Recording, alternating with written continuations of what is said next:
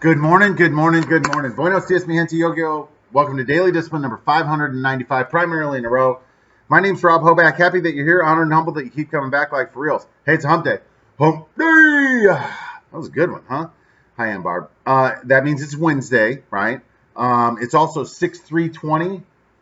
I don't think we have any birthdays today, but it is a work day, so let's get to work. Let's do it. First things first, still the realist. You know what else I am? I'm trying. Yeah. 595 days, primarily in a row, show up, try to be positive, try to talk about how we're better together. We need to work towards being inclusive instead of exclusive. That just we're all connected. We're all in this together. Let's try that. Let's focus on the things that make us similar and not the few things that make us different. All right, moving on to real talk. It's not the same for everybody, right? So what? Yeah, it's not the same for everybody. What's not the same? Everything. Everything is different for everybody. We all bring our own unique perspective to the party. So the way I see one thing is going to be different than the way somebody else does. Yeah, so when you go look at art, right? You take five people, they're all going to see five things. And what got me on this topic this morning was that, and they actually started talking about it yesterday, that coaches, prominent coaches have started speaking. And as you would expect, a few white guys have just been like, oh, bro, you totally missed it. Just stop talking, right? And so in the NFL, there's an older white guy, Vic Fangio. He's the coach of the Denver Broncos, and he's talking about how, man, if the rest of the world behaved like the NFL is a meritocracy. We don't have race problems, blah, blah, blah. I'm like, bro, you do realize that before all of this happened, literally like 2 weeks ago, the NFL themselves said, we've got a problem. We're not hiring people of color, minorities to head coaching or front office jobs of prominence like we should. The numbers are going down. We need to do something about it. So they're implementing some new policies. So it's just it's almost comical. I'm sure that for folks who are hurting right now, it wasn't comical, but it's like, man, just a lot of white people just don't get it, right? And so what's my point? My point is, hey, look, most people want to help, right? Unfortunately, the best thing a lot of white people can do is just be quiet. Like I admit that I don't understand what it's like to be a black person today. I just don't, right? I understand that they look at things differently than I do, that they've had enjoyed a different experience than I have. And it's not always been pleasant, right? I've personally only felt racism a couple of times in my life. There was a time when I went out to lunch with Precious, and a lot of people came in after us, and a lot of people were waited and got, and I started getting upset, and he was like, just relax. And I'm like, no, we come here all the time. He's like, no, I know. It's okay, right? And he had to calm me down. I wasn't upset because of me. I was upset, like, how are you going to treat him like that, right? Like no, that's not okay. And so, yeah, there was that instance. And then when I was a kid, we had we did a bus route for church. I remember going up to this house with these young black kids. Picked them up many times before. My dad drove the bus. My mom kind of was like the bus mother. And anyway, I'd invited these kids, these two young black boys who were about my age, to come back to our house after church and have lunch. And then we take them back. And we didn't live far. My mom wrote them a note and everything. They never called, right? Just like, I was just like my kids are. Like, dropped the note off in like 5 minutes later. Mom, have they called? She's like, I don't know, honey. We're not at home yet. We get home, like, did they call? Like, no, I don't think so.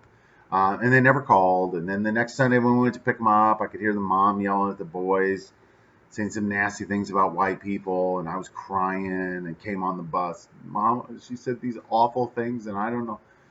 And my mom tried to explain to me that's racism, right? Like, and she wasn't taking a position of black people and white people. She was just saying, look, that lady's probably dealt with some very bad things because white people aren't always nice to black people. And I was like, what?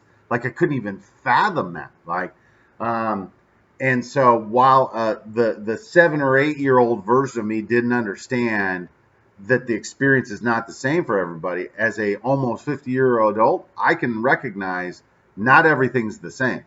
And so, yeah, just, I was, yeah, I don't even know if I told the story, but, yesterday, the coaches, a lot of white coaches and owners and, sports teams, people are talking.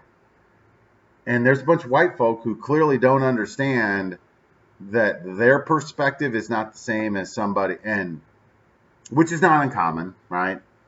But then when they start talking, like, it's just painful. Yeah, please stop talking, right? Probably the most egregious example was the head football coach of the Denver Broncos. And again, this guy's trying to help, and he's saying, "Look, the NFL is a meritocracy.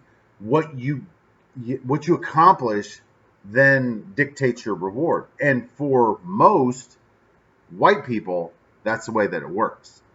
But it's not always that way for black people, especially as coaches and general managers and front office personnel. To the point that 2 weeks ago, the NFL came out and said, hey, look, we got a problem. We're not, we have the Rooney rule that guarantees that we're going to interview at least 2 minorities for a position. Hell, we're not even doing that. So, they're trying to sweeten the pot. And that was a big topic of conversation until we had this latest thing. And what's my point is that it's not the same for everybody. We all need to understand that. And when we're given the opportunity to engage in a conversation, if we don't understand, we need to simply say that. I don't understand. I don't understand your path, just like you don't understand mine, but I'm with you, and I will stand with you, understanding that I don't understand what your perspective, what your experience has been like. Yeah, it's not the same for everybody. All right, let's move to our thank yous and close up. Number one, God's been good to us in the good times and the bad.